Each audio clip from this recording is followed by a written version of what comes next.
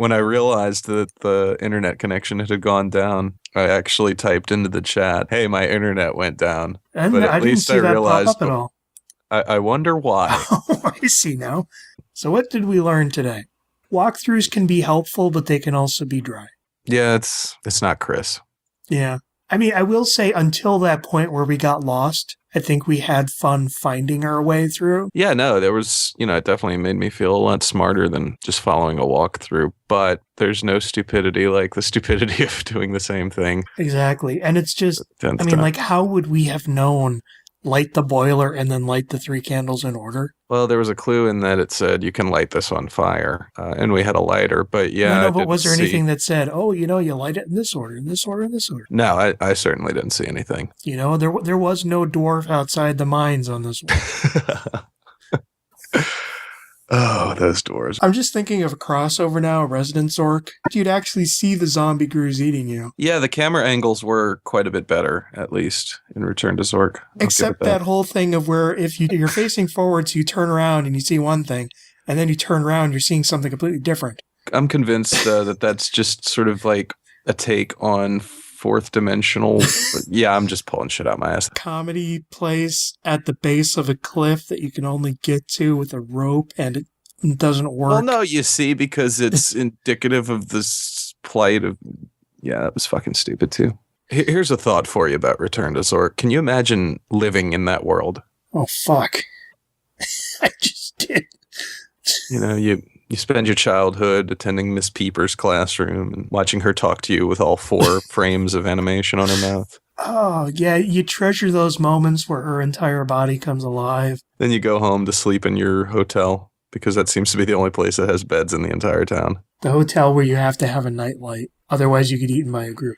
I wouldn't want to live in a world where any bit of darkness, you instantly get eaten. Maybe that's why there's not that many people there. These are the people who grew up with nightlights. It was entertaining. So you say that because you didn't have to play it. Well, that's true. I mean, if I had to play that game, like literally just feeling my way around that game blind, I would probably be with you in that. I mean, especially just when you have to walk around the swamp poking. Oh, come on. That's the most action-packed part of the game. That was just... The way the stick just, sinks into the ground or stays. Suspense. I like how we play Resident Evil 2 and we talk about Return to Zork. Well, when we played Return to Zork, we were talking about Resident Evil. It's true. Yeah, we've kind of got a 1-game delay in discussion. As we move forward, we still take the past with us. There's something elegant about that. Leonard Part 6, Chris, Return to Zork. Return to Zork really is the Leonard Part 6 of video games, isn't it? Like every time you mention it, I'm just like, oh, fucking Leonard Part 6. That's right. I do live in a world that exists with that movie. It literally felt like a part of me was eaten away. A part of you was. And you mention it, and I'm not thinking about the film. I'm not. I'm thinking about the experience of watching. Leonard Part 6 boggles my mind that film turned out that way with those people involved. It should be impossible to make a film that fucking awful. And not intend to. And not so awful that it becomes either fun or even brings up anger. It literally is a numbing experience with no emotion of any kind. Not even boredom, it's just emptiness. It's not stupid, it's just empty. It's not angry, it's just empty. It brings up the same soul questioning that I would imagine watching something like a Serbian film would. Oh, fucking Serbian movie. I'm never watching that one. No, neither am I. I mean, I don't mind gory horror movies, but when it gets to stuff like Human Centipede or that, it's like, come on. You're just fucking trying too hard. I don't have the stomach for watching the stuff, but I do like reading synopses of, the horror films and things. And I regret reading the synopsis of that. Serbian film, yeah. Yeah. I get what they're trying to do, I mean, it's trying to be the most offensive shock horror thing. Well, it's trying to turn the whole genre on its head by saying, okay, you want this? Here. Last House on the Left effectively did that without going to that extreme, without even really showing any actual gore, and yet it still is effective. Now, the director of Human Centipede, Tom Six, is that right? Something like that. And, the first one, I'll give him points. He did keep a lot of it implied and everything. Yeah, For the part second 2, one, though, you got like infants. The woman needs to get away, right. So she has to kill her infant in order to save herself. That's right. That's what it was. I mean, I'll give you points. That is inventive. He's quoted as saying he's working on the third one and it's going to make the second one look like a Disney film. And it's like, really, where can you go from there? I mean, here's the thing. There is room for stuff like this. There is a place for tentacle porn. There is a place for all this crazy shit. I don't want to be a part of it. He says while, shoving away the tentacle porn he has. Some of that early 90s stuff was actually done by a good director who does good stuff. The thing is, Urotsukidoji, which was like the first, is actually this massive Lovecraftian epic dealing with the end of the world and dimensions collapsing into one another. And it's like the tentacle porn is like something that happens maybe a total of 10 minutes within this 6-hour thing. And it's of course, that's what it gets known for. Exactly. Because it's shocking and provocative. Exactly. I mean, it's not great stuff, but it is actually really well made, well produced stuff. Mm-hmm. But I never try to get anyone to watch it. This one, it actually takes the time to build characters and build stories. It's kind of unfortunate that it gets tainted by the, because I mean, is it really necessary to the story then? I don't mean that in your grandma kind of way, oh, is that really necessary? No, but I mean, it's like, it's kind of a shame that if there really is a well-constructed story and universe back there, that it's kind of made moot by the fact that nobody's going to watch it outside of your, very small subset, because that's what it's known for now, I'm guessing. Exactly. I mean, and then the director, he went the Human Centipede guy route of just everything subsequent is just, let's just up the shock factor. A lot of people I heard who saw Human Centipede 2 it went so far that it just kind of stopped being shocking and was just silly and not in a good way. I don't mind that I'm more offended by like the guinea pig movies. Yeah. The 3 main ones, which are literally like faux snuff movies. And I'm just like, I'd never want to see these things ever. Oh, no, neither I'd be like Charlie Sheen calling up the FBI. Didn't they actually have to take some of the makeup artists and have actors them prove in court? You got to prove that you didn't actually do something here. Those are really more just like makeup and effects reels. Yeah, but it's still like framed around the most disturbing concept you can think of. Right.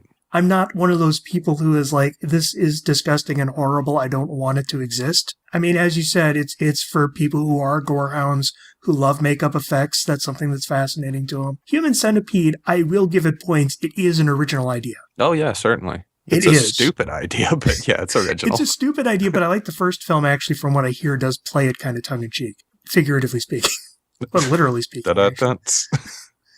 I mean, whereas the Serbian film is literally, what's the most horrible thing we could ever think of? So anyways, on a lighter note, Leonard Part 6.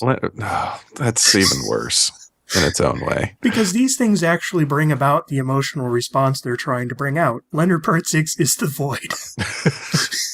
Because we're getting into like talking about Serbian film and guinea pig, and it's like, hey, I love those movies, especially when we're talking about YouTube commenters. It's true. When I'm using YouTube, I lose a little bit of respect for myself. Or you can just like have like those words that cut out in Resident Evil. We were talking about. That's great. Telling you, I think it's the emulator doing that. Yeah. There's no way that would have been released like that, because she had a j sound on one of them, and then in the next sentence she said the word John in the middle of it, and it matched the sound clip. So it's not like it's taking it even from the beginning, it's drawing it from the middle of the sound clip. It just kind of staggered like a layer of snippets out of place. Right. And I think the reason it doesn't do that every time is because sometimes it's just drawing from the silent parts in the middle of a line or something. The game engine that I'm putting together for the targeted game, it was doing the exact same thing as the Resident Evil 2 was doing. It would just draw a random bit from the middle of the clip and append it to the end of the clip. So it'd be like, well, so Jenny was going down. Computers, man. Yeah, I need to figure it out because I can't release that, Yeah, I know. I'd love to have voices because everybody's really keen on doing their parts for the game's lines for their characters, but can't do it if it's going to be shoddy like that. That is really noticeable. It's exactly. Not like it's a random Tourette's-like punctuation. Yeah, except it's not as charming. How close are we to the end of Resident Evil 2? Reopen the walkthrough here real quick. It's just starting to feel a little stale, you know? Yeah, haven't we spent enough time in the police station? Like, I thought we were going to... The whole game is in there. I guess it's the mansion of this game. Yeah, I thought once we got to the sewers, we'd be leaving. But no, it's just we run past the spiders. We're probably like 2/3 of the way through, maybe even a little more. That's good. I mean, hey, I think we did get through like half the game before we got stuck. No, good for us. So on a scale of 100, we would have made a 50, which is still fail. I guess the good question is, where would we be in Chris's walkthrough, his little sentence paragraph thing? You know that when we got to that puzzle with pushing the boxes around, that would have been one of those if you can't figure this out type things. No kidding. First, push the box that is next to your. Then move to the left, to the right. When the camera changes angle, it will now be to your right. Push the box to your left. The angle may change. When it does or doesn't, push left. You should be able to figure out the rest by now. I just love those pissy moments where you're just like, dude, like, fuck you, I'm tired. And he never went back and fixed them. It's like, we're not making you write this.